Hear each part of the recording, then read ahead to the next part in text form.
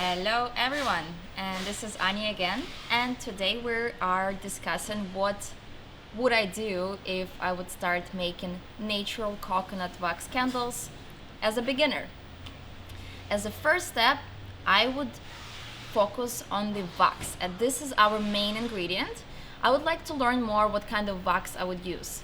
Here we offer 100% natural coconut wax, and it's very soft and creamy by its density, so what's good to consider is that you can only use it in the jar. You can only pour it in a vessel, and you won't be able to make molded candles out of it. Secondly, I would actually decide on what type of vessels I would go with. Each size of a vessel requires different wick. So I would see what size of the vessel would be preferable and check the wick chart that we offer online and see what size I would recommend. For this purpose, you can also use your measuring tape.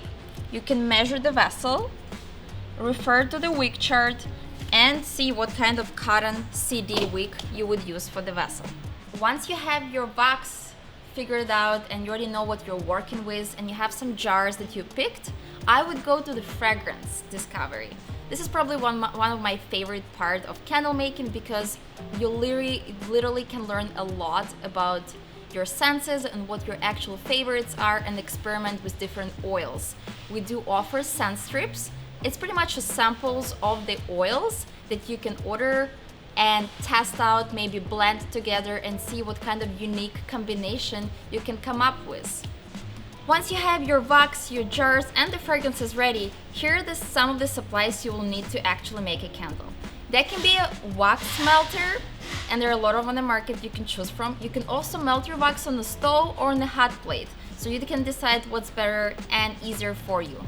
You probably would want to get a steel or metal bucket where you're gonna melt your wax, a scale, the food scale that you can measure your fragrance, and the little supplies like the wick holder, your actual wicks once you know the size, the glue dot to help to stick the wick to the glass, the stirring sticks or some skewers, bamboo skewers so you can mix the fragrance with your wax, measuring cups, and it would be always useful to have a ruler again or a measuring tape so you can always double check the diameter of your glass and see what wicks you would like or what wicks are recommended to use in your specific vessels.